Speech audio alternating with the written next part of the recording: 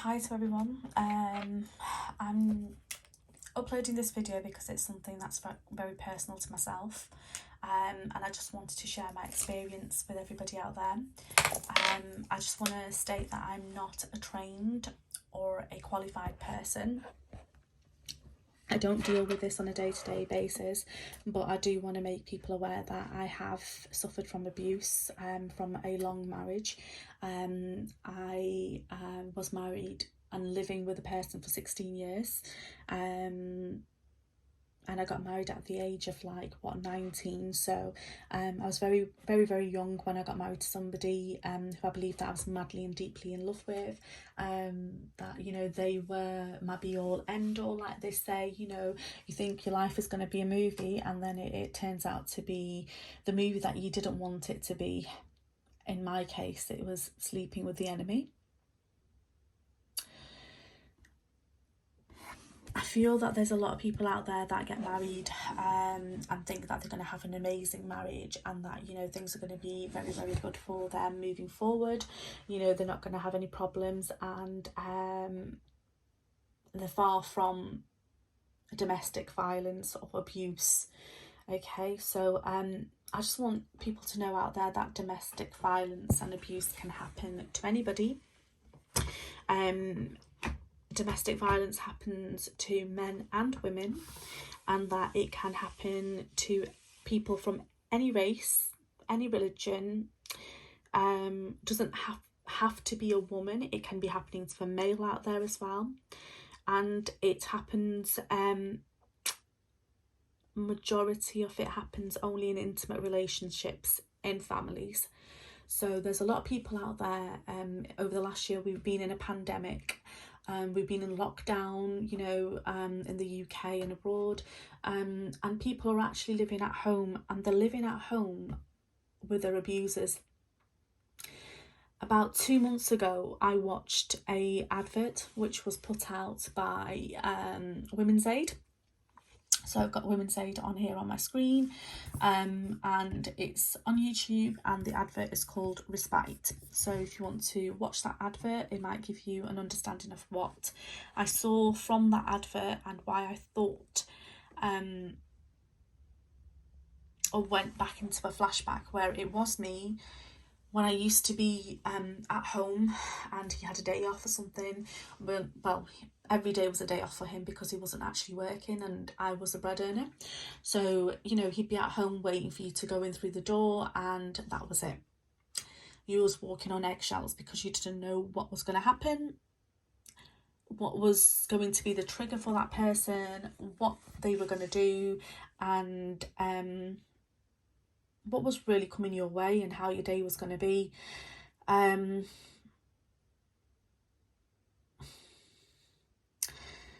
Statistics show that women aged between 16 and 24 are most likely to be victims of domestic abuse. And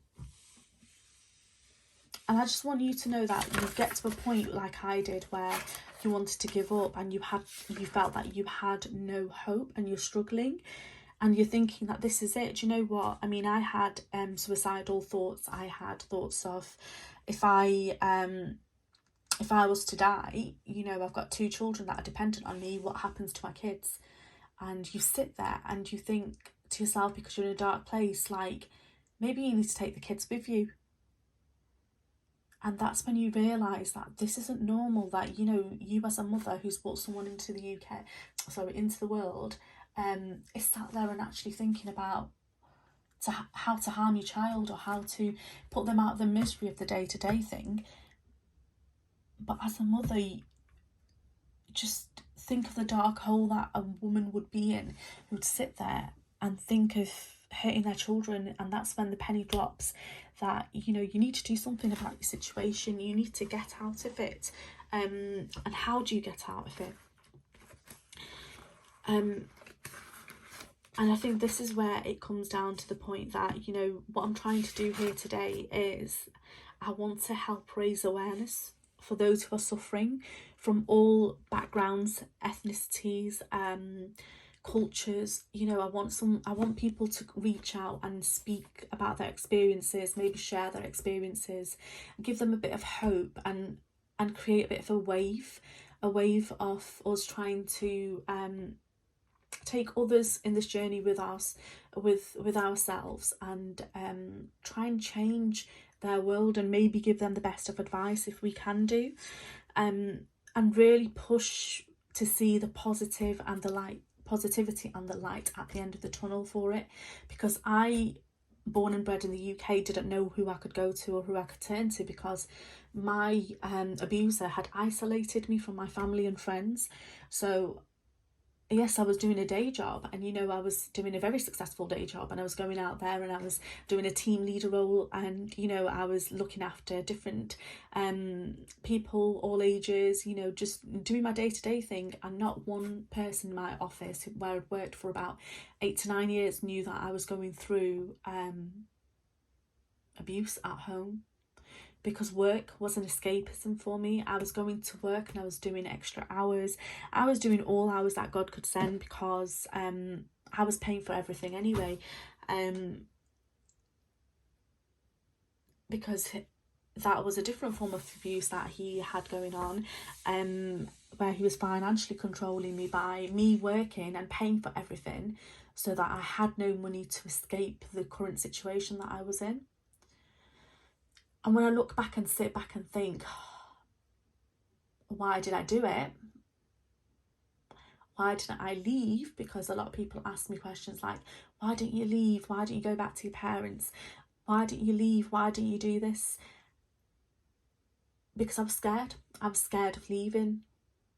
And that's the honest answer. Because if I left, what would he do? Because I had the fear of God in me, put into me by this one person who I believed was my life partner, and I was trying to keep my marriage together, and I was doing it just so that my kids had a stable family, but my children were being affected by it all.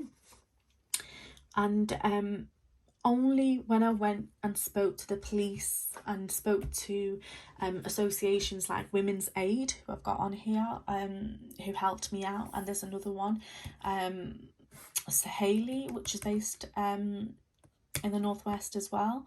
I spoke to them, and basically they speak to you in different languages to try and understand your situation. Just like Women's Aid, you can actually, with Women's Aid, you can send them an email as well. The government raised a platform as well for people who were suffering abuse. When we started lockdown, they I think you could go into like a chemist or something, and certain places were doing this. It was called Ask for Annie, and it was anyone can be a victim of domestic abuse regardless of gender, age, ethnicity, socio-economic status, sexuality or background, and basically if you were experiencing domestic abuse, it stated on there that you could go in and ask for help. And if you were experiencing domestic abuse and need immediate help, ask for Annie, which is ANI. In a participating pharmacy, Annie stands for action. Oh gosh, I've lost it now.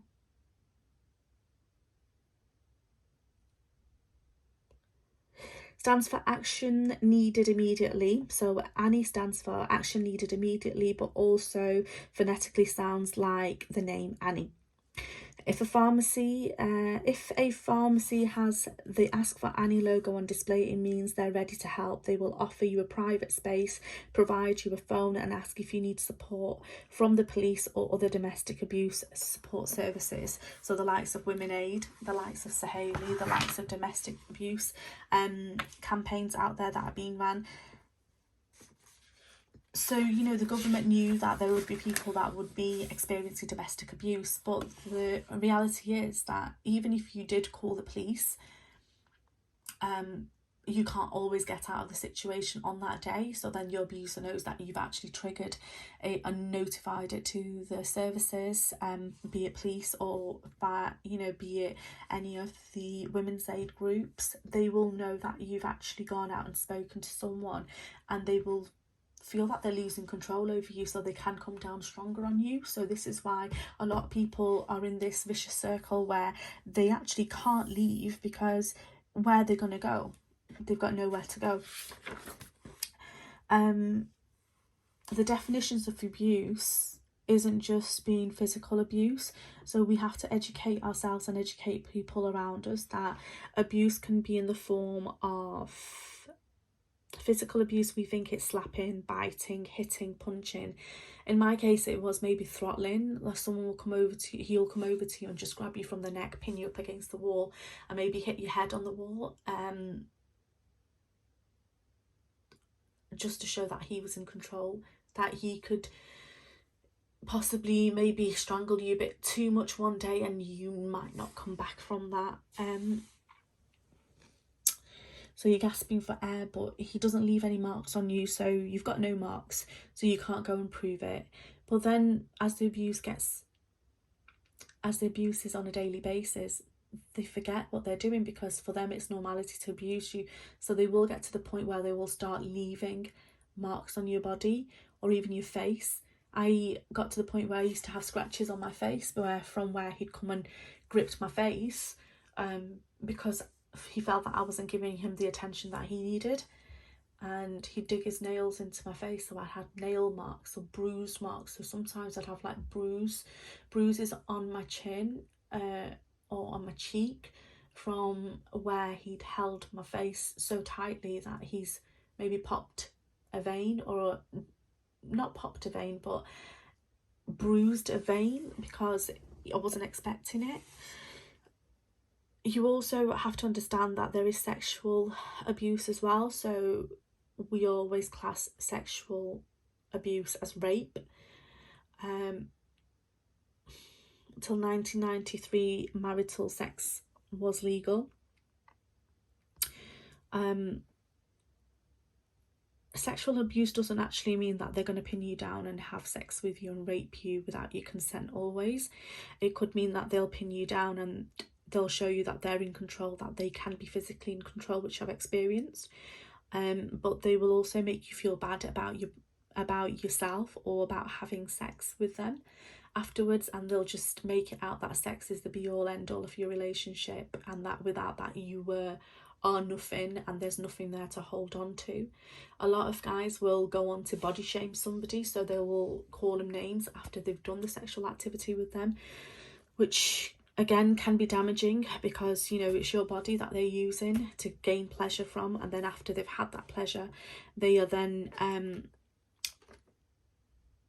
shaming you, making you feel bad, but yet they're still coming back to you for sex. So then you've got the verbal and the emotional abuse. So you have to understand that verbal abuse does probably more damage than anything else, because you are verbally abused, and it could be verbal abuse like they are just constantly swearing at you, putting you down, shouting at you, making you feel really belittled in front of people, verbally attacking you all the time, with the words that they're using, harsh words, you know, words that people will see as a weapon. They see it as a weapon to get at you, so that they are using these words to cut through your character and absolutely bring you down, so that you've got no self-esteem really left with you. Mental abuse is a big part as well. Mental abuse being they'll make you doubt things. So in my case, I'd leave like my keys somewhere or my bag somewhere and it wouldn't be there, so you think, okay, someone's moved my bag. Or you know, I had a lot of my items stolen, so I had a lot of like my gold taken away from me, so or a watch or something expensive, or money. So I'd leave my money in my purse, and I'd come back up in my purse and there's no money in there.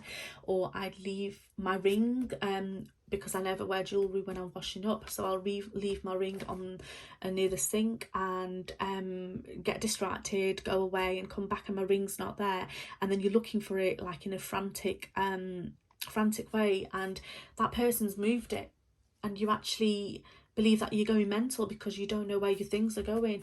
Or, you know, you take a chain off and you can't find your chain, it's gone, you're never going to get that back, you know, because maybe they've used it, sold it, given it to somebody, or they've done something with it where it's never going to come back to you now. Then you've got the financial abuse. So my abuser didn't work, so I was the bread earner, I was the one going out and working, I was the one that was doing everything.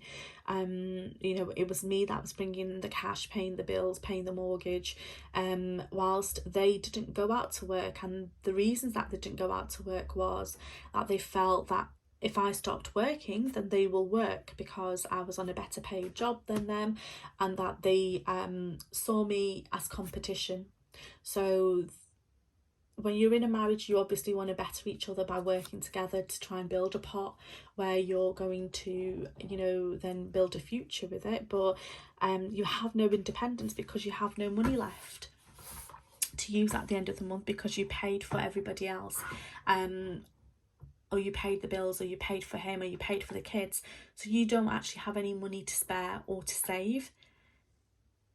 So not on top of work, you're also working, you're looking after the kids, you're coming home and you're doing your day-to-day chores, and you're doing your housewife chores as well, because it's a double effort. Not just by going out to work doesn't mean that your work stops there. You're coming home and you're cooking and feeding the family and doing everything else, but you're not getting acknowledgement for it. They're not saying to you that you're doing anything good, but they're telling you that you're a bad mum for leaving your kids for going out to work, but they're not reliable enough to go out and get a job or hold a job down. So where do you stand with that? Do you actually go out to work and give your kids the life that they deserve, or do you just sit at home like them and then wait for them to make the move to go out and work? And what if they don't go out and work? And then also there's cultural identity. So I came from a different background to my husband, so my children are of mixed backgrounds. So you know, my husband felt the need that he needed to use racial slogans towards me, and address me in an appropriate racial way, and that was his cultural identity abuse. So basically he knew what I was, and he knew where I came from, and he knew what background I was, but he also felt that he needed to use my background in conversation when he was abusing me. For whatever reasons, he thought that was the way forward.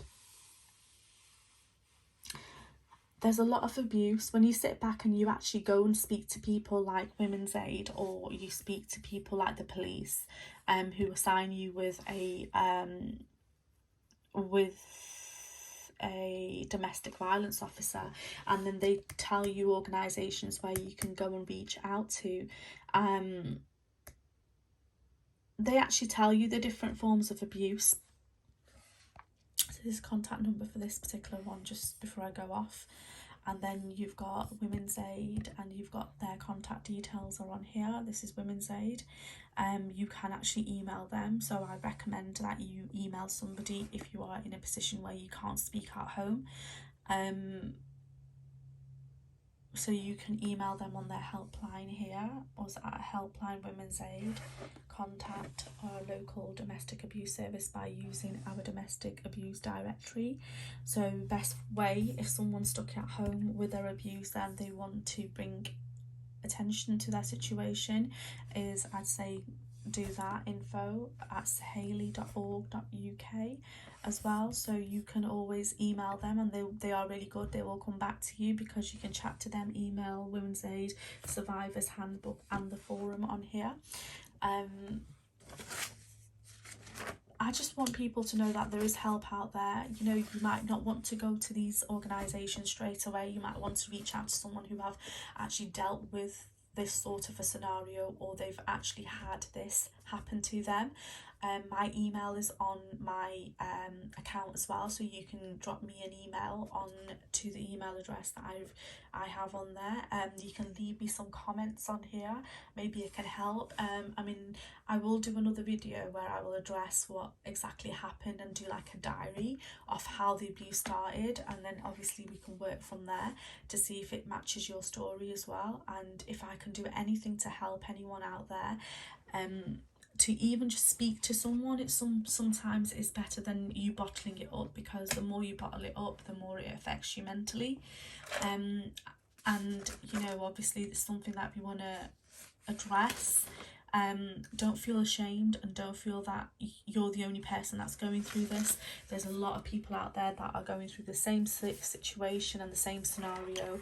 There are a lot of lives that are affected by domestic abuse, and a lot of people get out, a lot of people don't get out, you know. And if it means that someone like myself who's had a similar experience can show you or point you in the right direction, I'd love to be able to help. If someone wants to reach out to me and speak about their own experiences, please do so. And thank you very much for watching and listening to me. I mean, it's something that I wanted to bring out there and reach out to people with, just my own story, and I will look to upload that and on like a part 1 part 2 scenario, and show and explain to you how I got out of my situation and how I got housed, and how I am now living away from him and seeking a divorce, and the rest of it. If you have any questions, do drop them in comments. And yeah, thank you for listening.